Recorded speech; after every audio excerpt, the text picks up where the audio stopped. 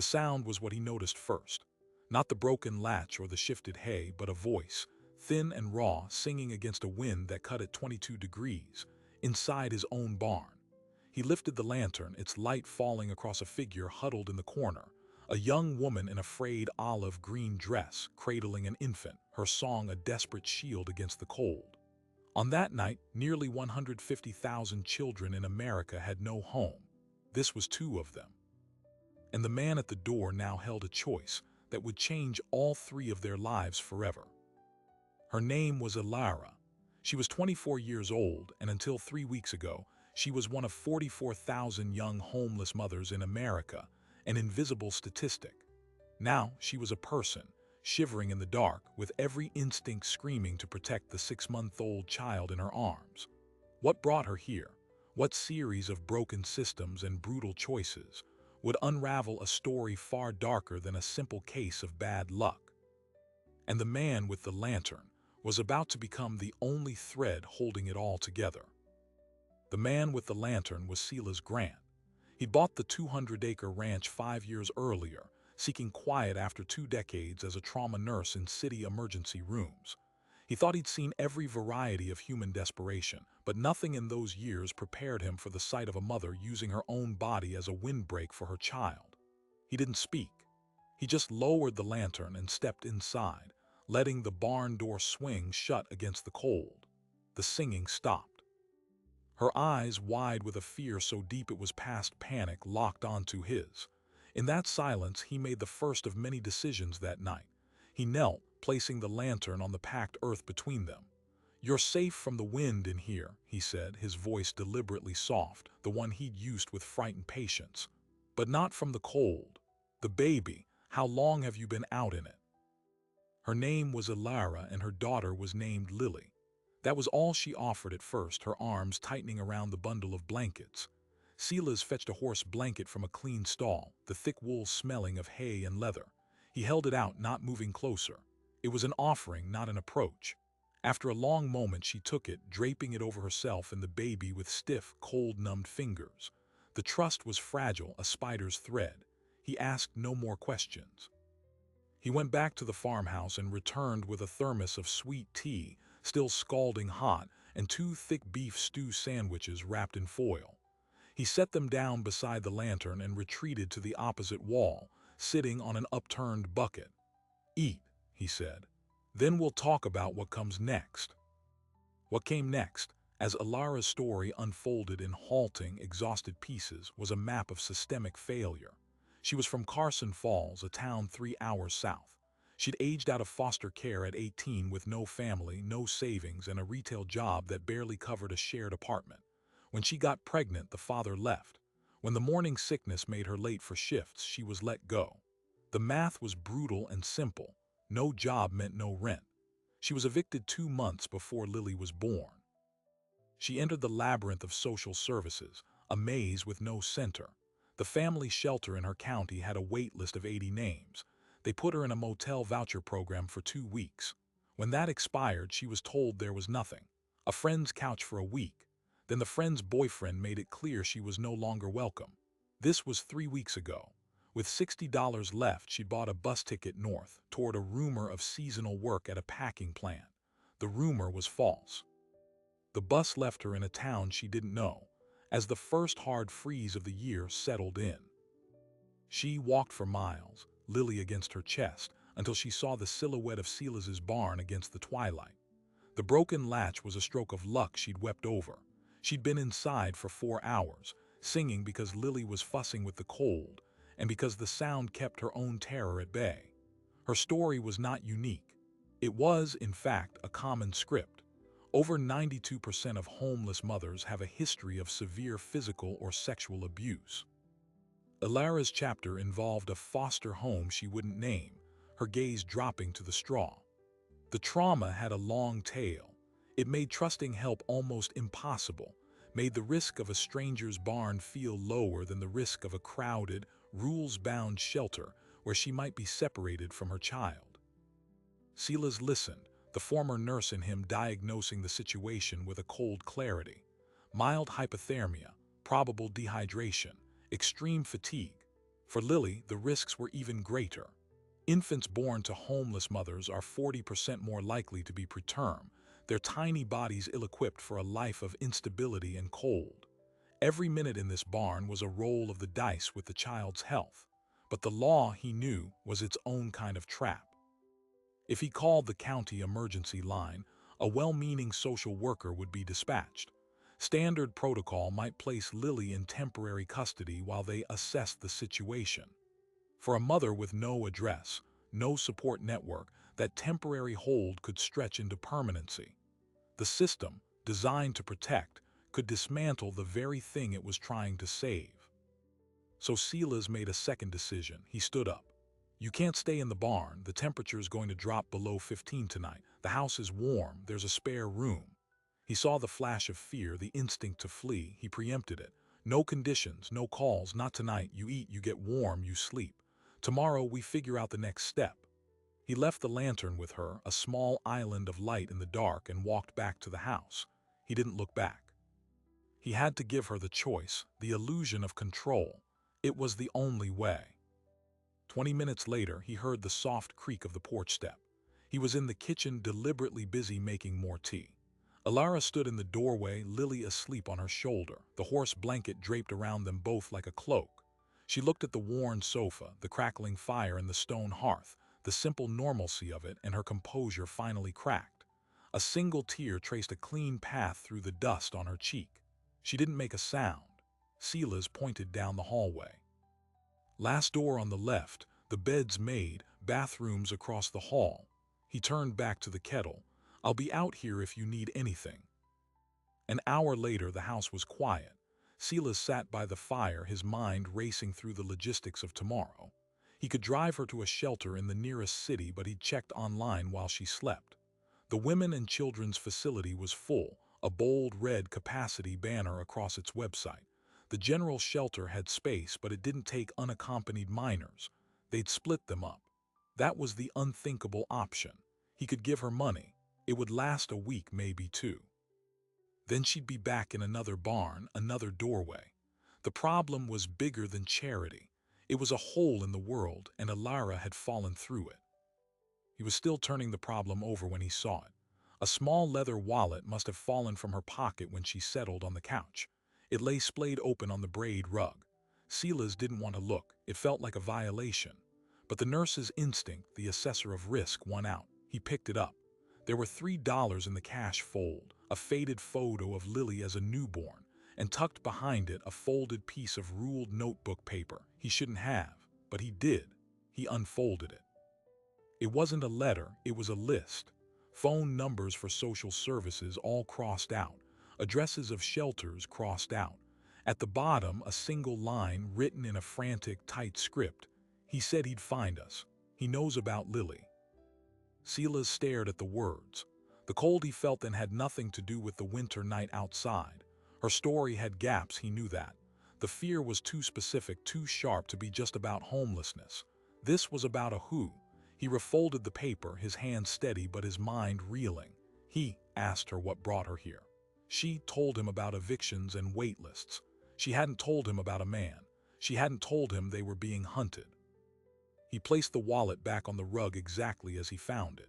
He sat back in his chair, the fire popping softly. The quiet house was no longer just a shelter. It had become the front line, and the decision he'd made to help had just escalated into something else entirely. He was no longer just offering a warm room for the night.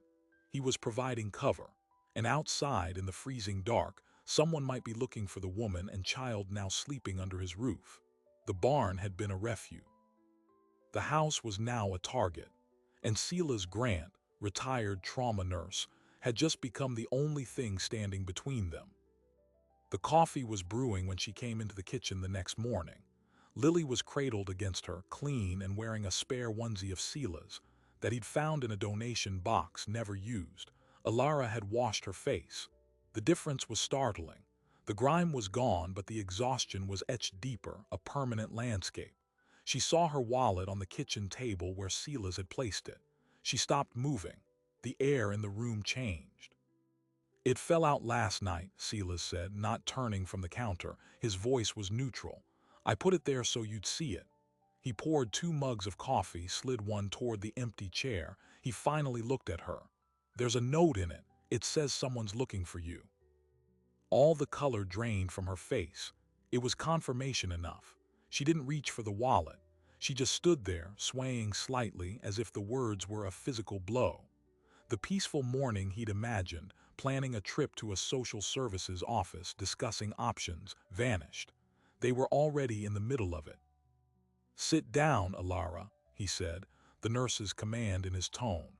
"Drink this, and then you're going to tell me who he is, because I can't help you navigate shelters and social workers if I don't know what we're actually running from." For a long minute she just stood there, a statue of fear. Then, with a shuddering breath that seemed to come from the soles of her feet, she sank into the chair. She didn't touch the coffee. She looked at her daughter, then at the black square of the kitchen window, as if expecting a face to appear there.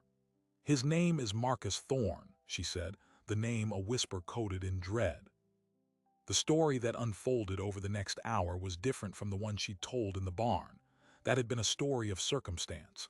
This was a story of predation. Marcus wasn't a random boyfriend.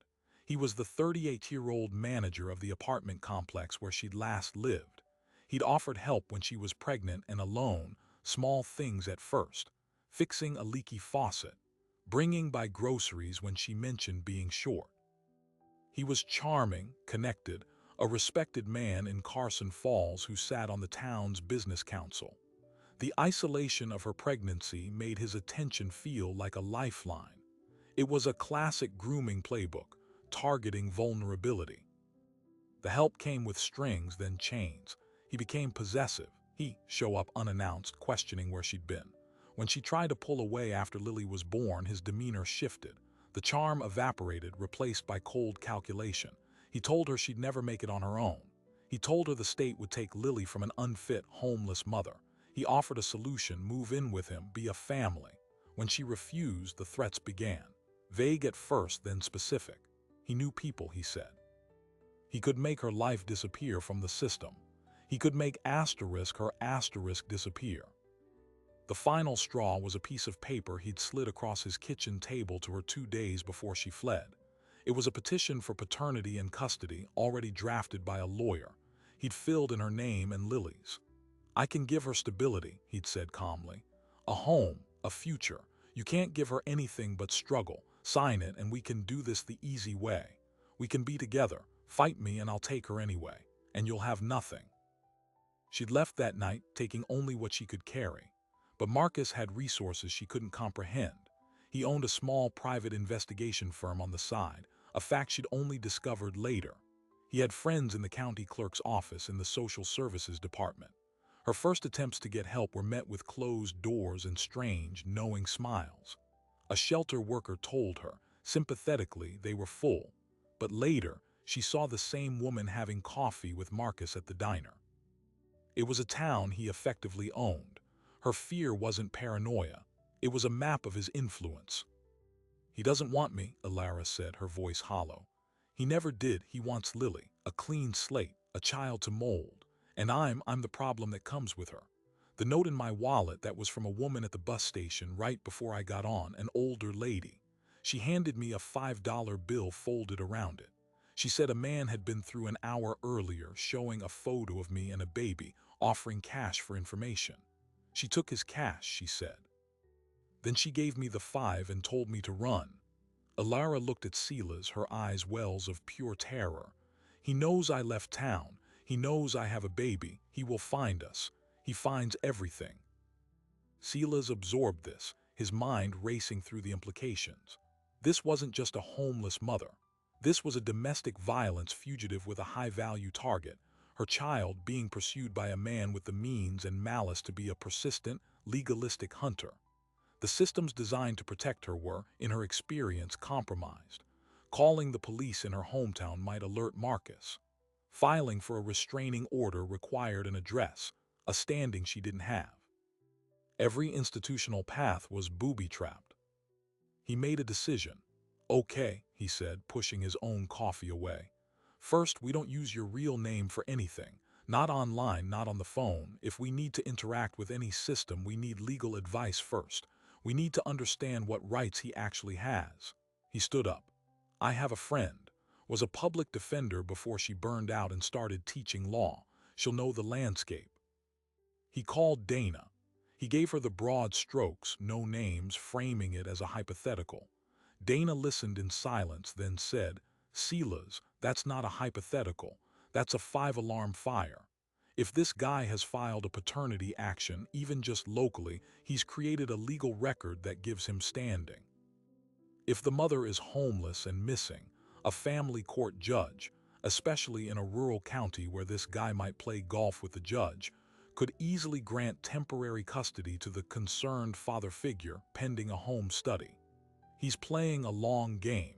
He's not trying to snatch the kid off the street. He's trying to get the state to hand her to him. The advice was grim.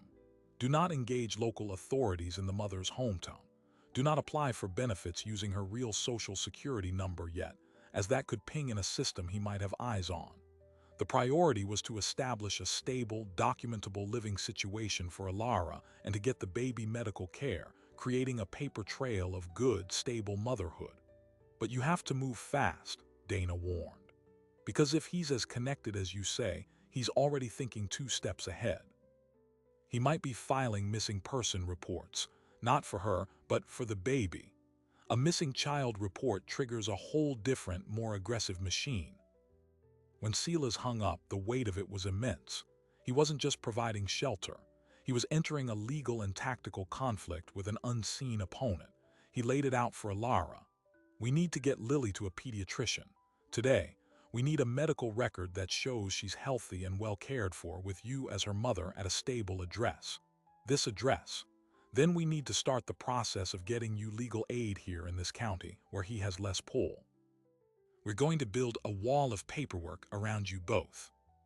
The visit to the community health clinic was an exercise in controlled anxiety. Silas went with them, posing as a family friend providing transport. He used his own local ID, his established presence, to vouch for them. Alara gave her real name but a false local address, a mail drop box number. The pediatrician, a kind woman in her 50s, examined Lily. The baby was small for her age, borderline underweight, a clear effect of nutritional stress, but she was alert, responsive.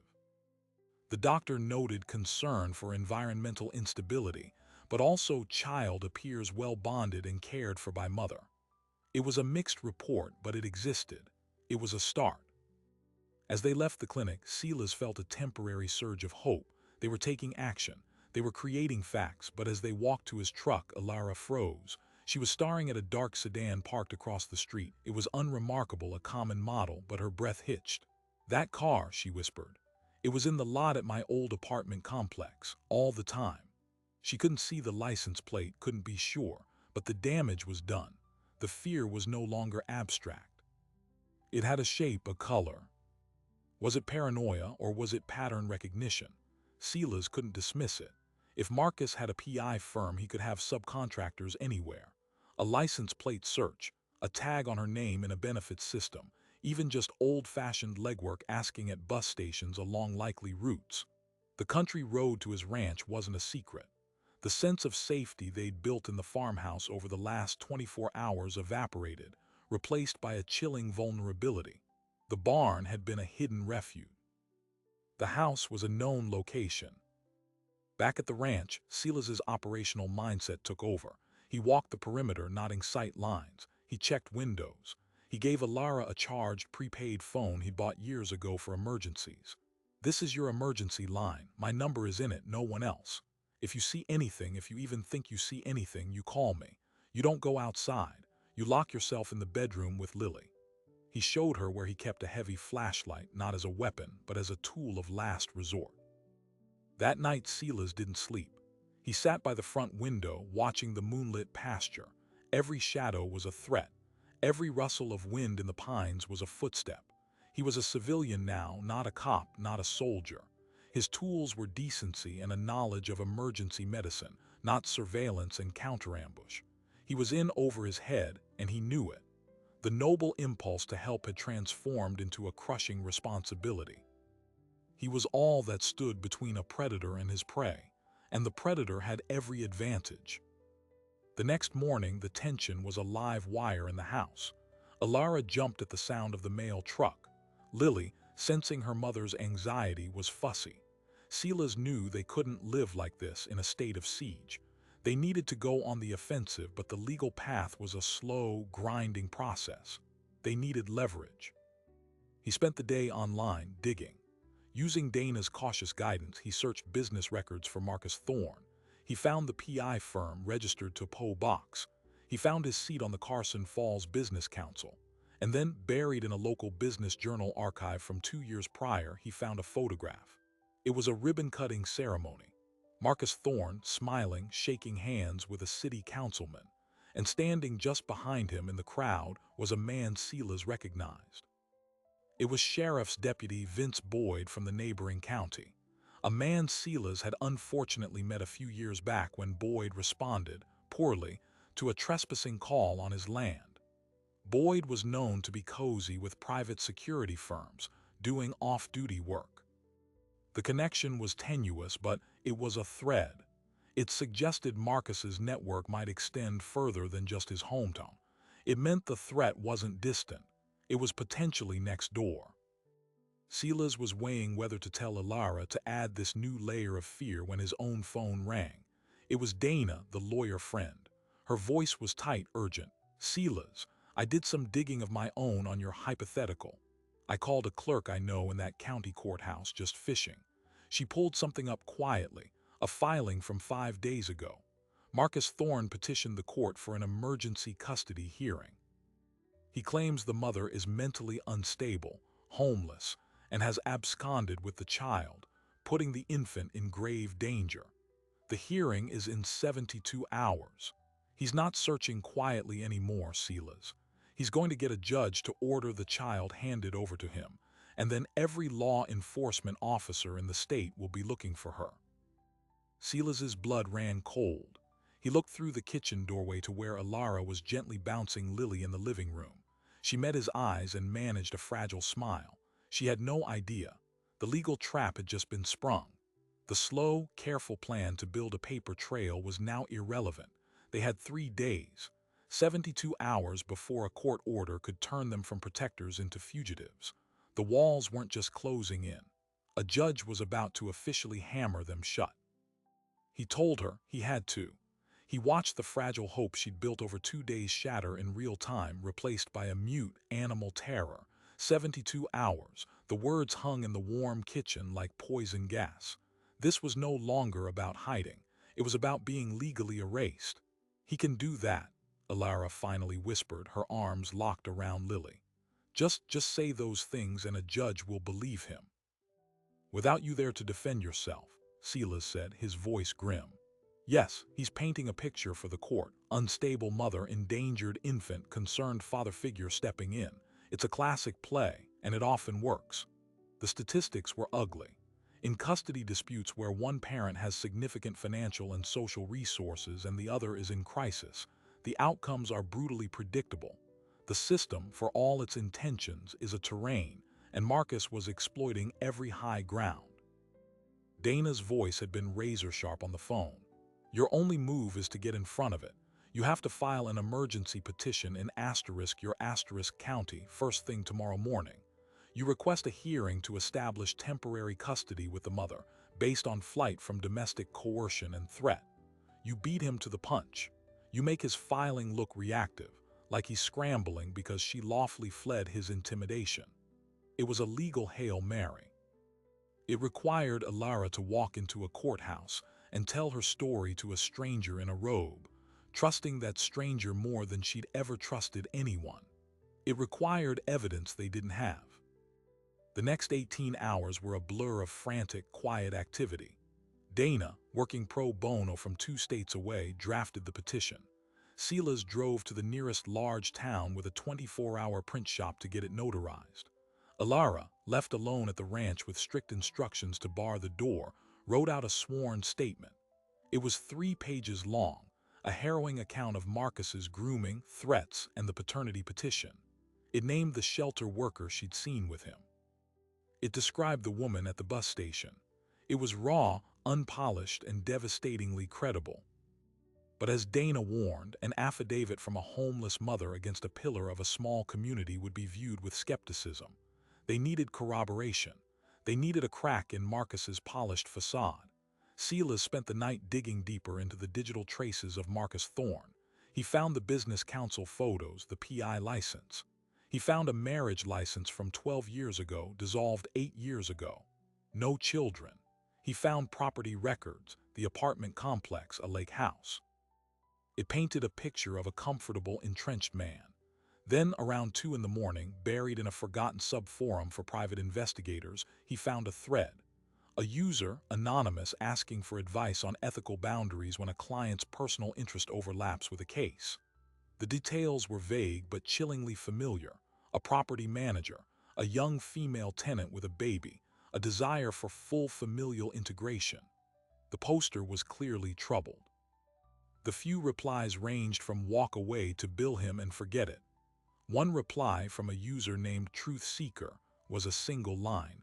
Sounds like Thorne from Carson Falls. He's got a reputation. Tread careful. It was a thread, a whisper, but it was something. It suggested Marcus had done this before or tried to. It suggested others in his shadowy industry knew his predilections. Silas captured screenshots. It was thin, maybe inadmissible, but it was a start. He also searched for the shelter worker Alara had named Maggie Soren. He found a LinkedIn profile. She left the shelter 6 months ago. Her new job, administrative assistant at Thorne Property Management. The connection was no longer anecdotal. It was a fact on a professional networking site, a closed loop. Silas documented it all. Dawn on the second day brought the first direct shot across the bow. Silas's landline rang, a rare sound. It was Deputy Vince Boyd, his voice a lazy drawl laced with false concern.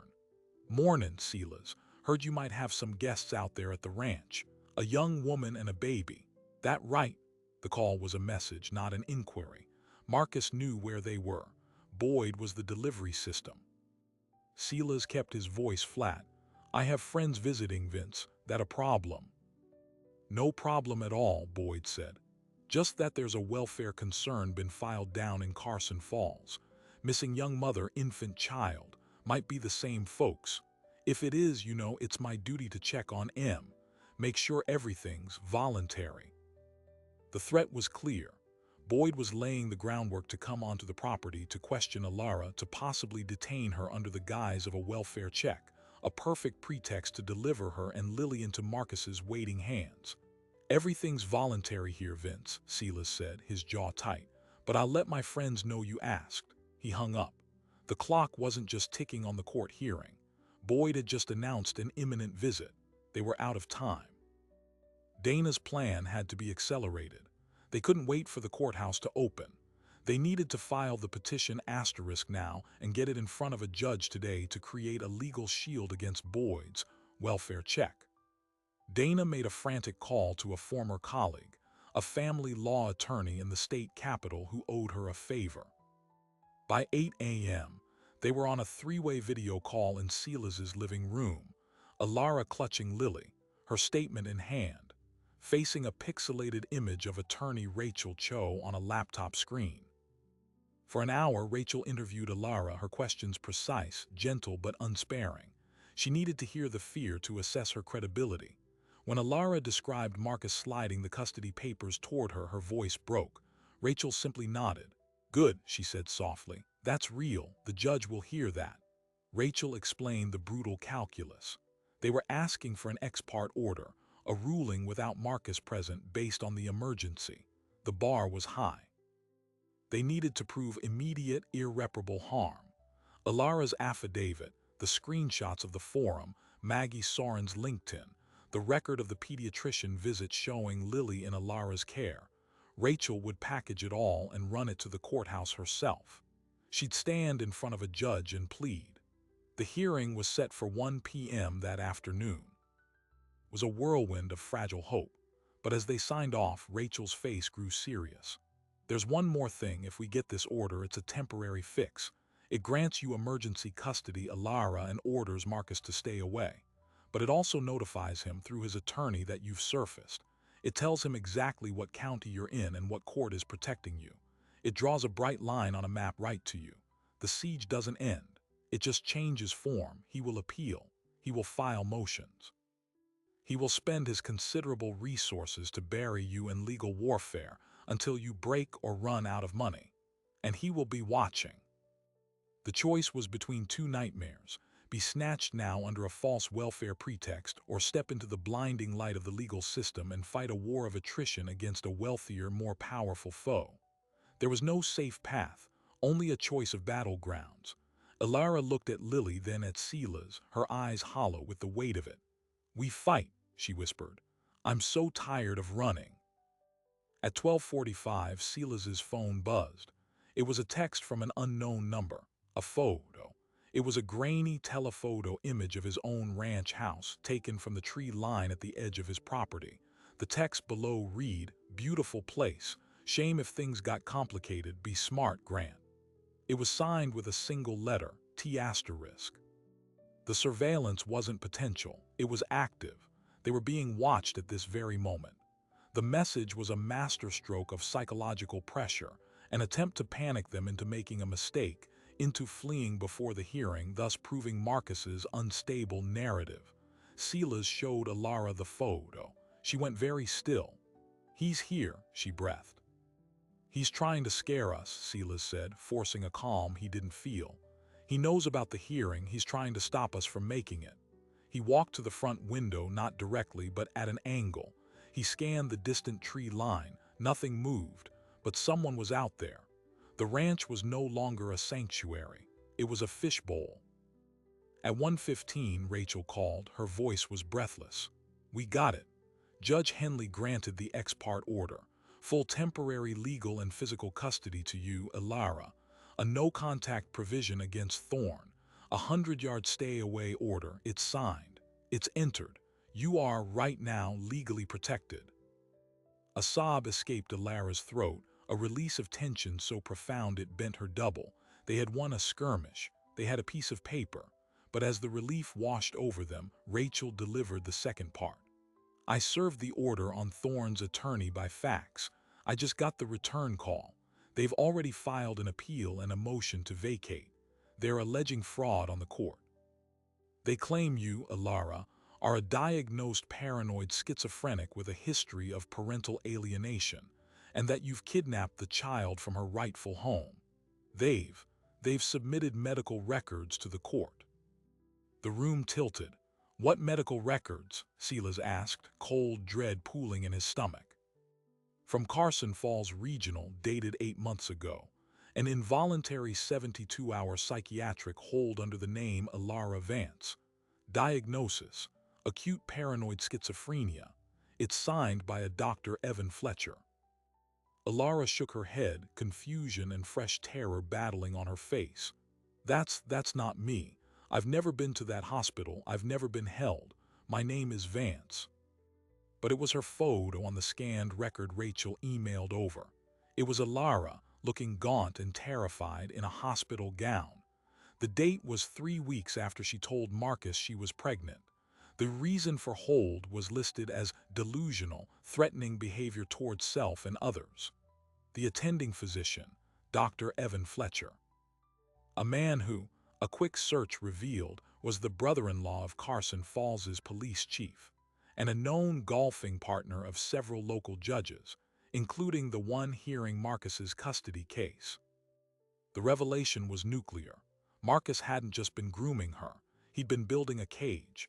The pregnancy, the isolation, the threats, they were all prelude. When she resisted, he had her institutionalized under a false name, creating the ultimate weapon, a psychiatric record that would destroy her credibility in any family court. He'd been planning this for almost a year. The emergency hearing wasn't a reaction to her running. It was the final phase of a long, premeditated campaign. He wasn't just a predator. He was an architect of ruin. The "it gets worse" moment wasn't just worse. It was demonic. The legal paper they just won was now worthless, about to be shredded by fabricated medical evidence from a corrupt doctor.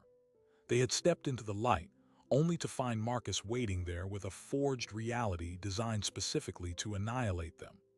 The fight had just transformed from a custody battle into a struggle for Ilara's very sanity, her identity, her right to be believed. And the man in the trees held the evidence that could make her disappear forever. The ground had not just shifted beneath their feet. It had opened up, revealing a pit much deeper and darker than they had ever imagined.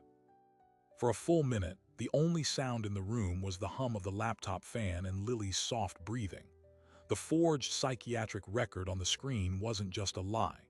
It was a meticulously crafted nullification of Ilara's existence. To fight it, they couldn't just tell the truth.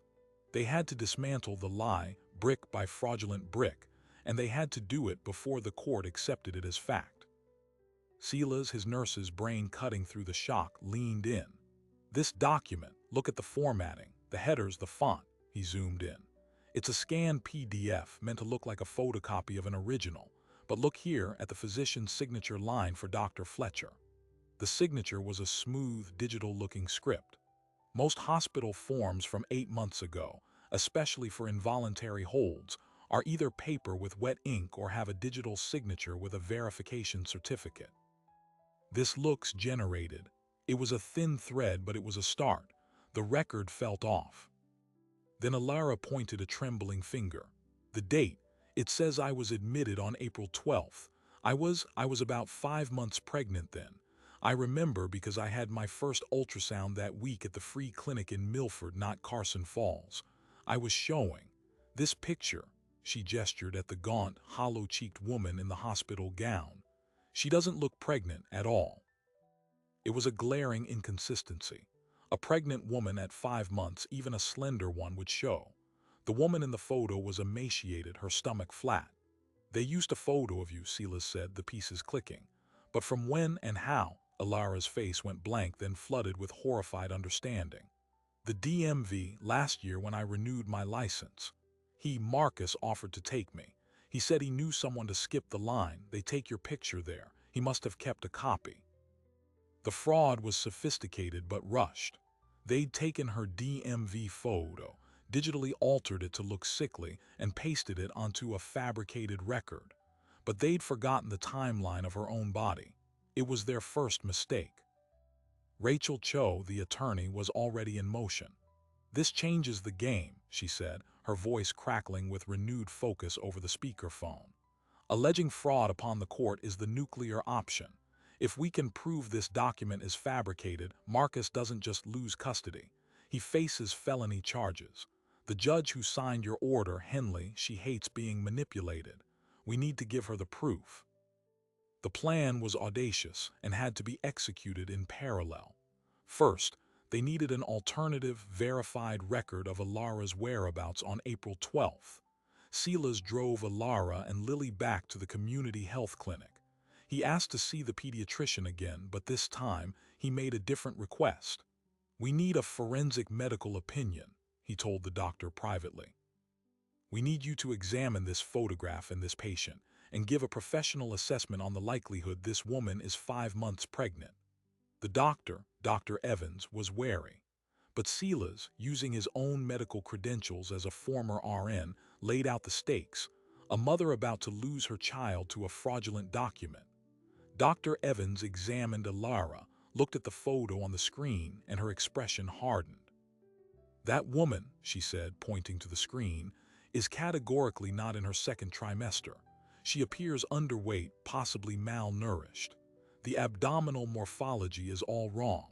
I will write that in a sworn affidavit. The second track was more dangerous. They needed to investigate the source, Carson Falls Regional Hospital and Dr. Evan Fletcher. Dana, the law professor, had a former student who worked for the state's medical licensing board. A discreet, off-the-record inquiry was made. The student called back 2 hours later, her voice low. Dr. Fletcher has a clean license, but there are whispers.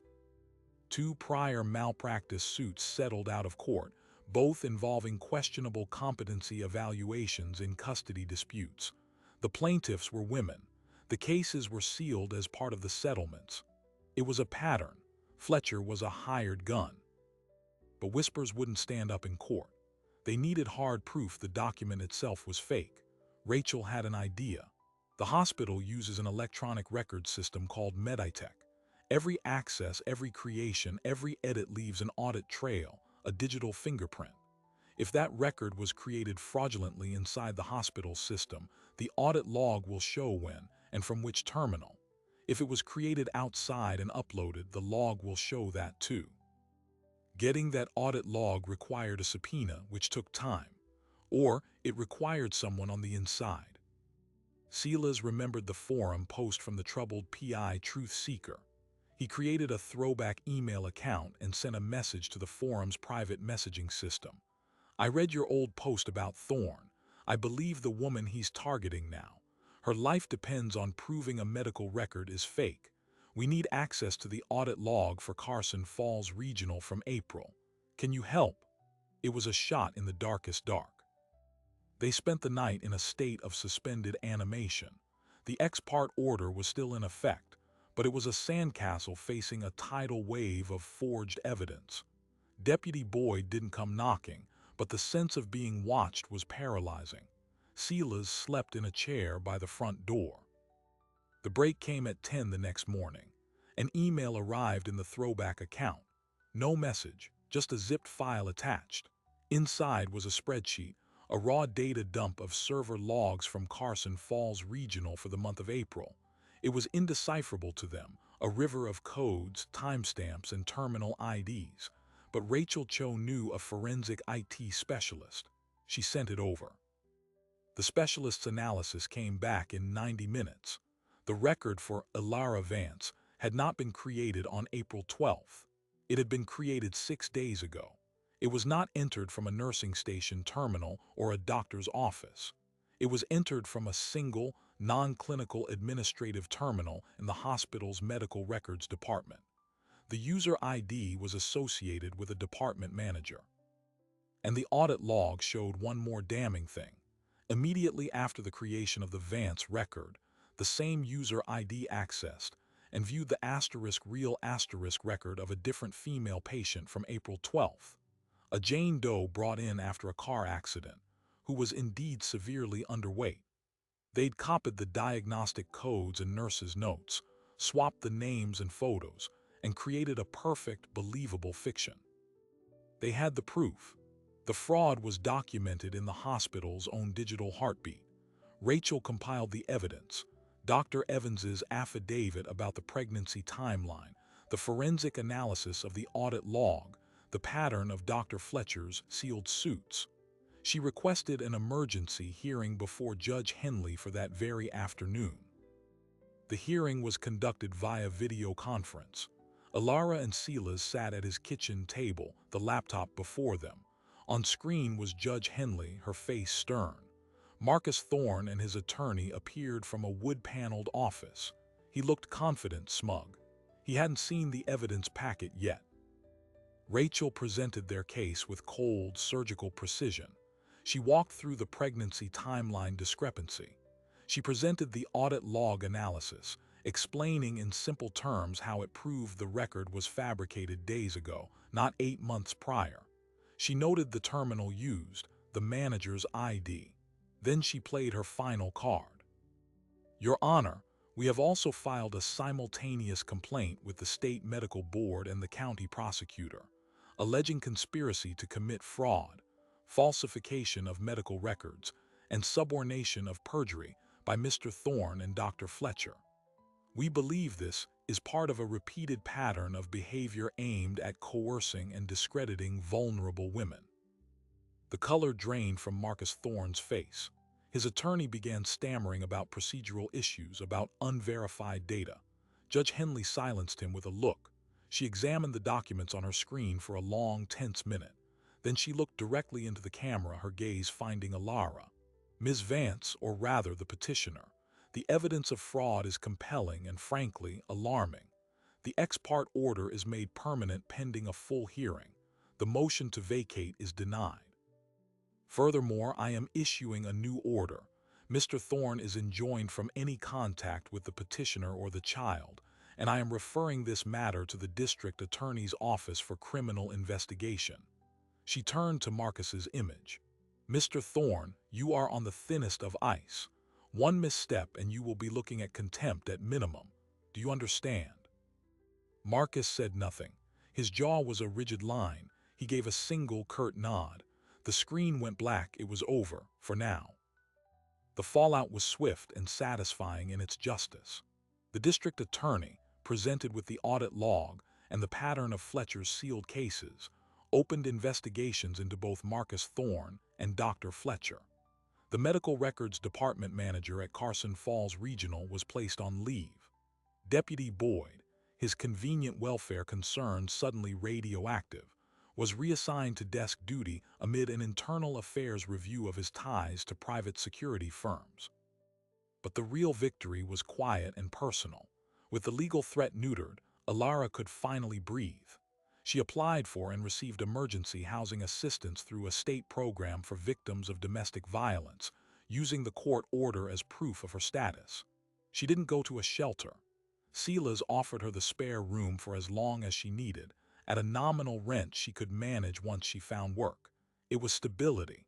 It was the foundation she'd been denied for over a year.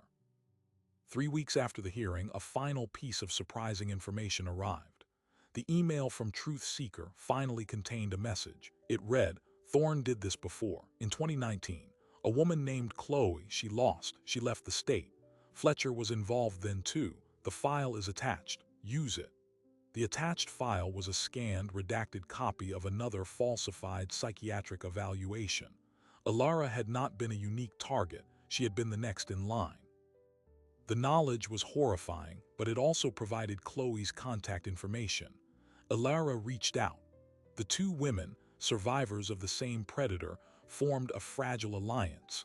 Their combined testimony would strengthen the criminal case immeasurably. One evening, Silas came home from getting feed to find Alara in the living room. Lily was on a blanket, reaching for a toy. Alara was studying a brochure for a local community college's nursing assistant certification program. She looked up. "I was thinking," she said, her voice tentative but clear. "I need a skill, something that can't be taken away. I was good at helping people before everything. Maybe I could do this." Silas nodded, a feeling of profound rightness settling over him. He had found a woman and child in a barn, but he had gained a family. The threads of their lives, once so brutally frayed, were slowly knitting together into something new and strong. The story that began with a song in the dark on a freezing night was no longer a story of survival. It was becoming a story of rebuilding. And as Lily let out a delighted giggle, grabbing her toy with both hands, it was clear the worst of the winter was finally behind them. The barn is quiet now. The winter that brought Alara and Lily to Silas Grant's door has passed, replaced by the fragile green of a tentative spring. Their story found an ending that defied the brutal odds, but it is the exception, not the rule. For every Alara who finds refuge, there are thousands more whose songs go unheard in the dark. The latest national count shows nearly 150,000 children experience homelessness on any given night, a number that grew by 1/3 in a single year. These are not abstract statistics. They are infants in cold cars, toddlers in crowded shelters, mothers making impossible choices between a predator's roof and the frozen ground. Alara's ordeal exposed more than one man's predation. It illuminated the cracks in every system meant to catch her. The shelter waitlists, the compromised local officials, the forged medical records, these are the tools of a society that often fails its most vulnerable. The fact that over 92% of homeless mothers are survivors of severe violence isn't a coincidence. It's a continuum of trauma, where the street becomes the next chapter in a story of flight. The stability Silas offered wasn't just charity. It was a radical, personal intervention in a landscape of institutional failure. Marcus Thorne's case is pending. The evidence from Truth Seeker and the testimony of Chloe, the woman he targeted before, have turned a private custody battle into a public criminal investigation. But his story is a warning. It reveals how easily power, resources, and a veneer of respectability can be weaponized against those who have none. It asks us how many other Marcus Thornes operate in the shadows of small towns and city halls, using the very paperwork of protection as a weapon. For Alara and Lily, the work is daily and ordinary, and that is its own miracle. Alara is enrolled in the nursing assistant program. Lily is gaining weight, meeting milestones, her laughter now a constant soundtrack in the old farmhouse. Silas, the man who just wanted quiet, has found a purpose louder and more demanding than any city ER. They are building a life, not from scratch, but from the salvaged pieces of what was almost destroyed. But the central, haunting question remains. What about the others?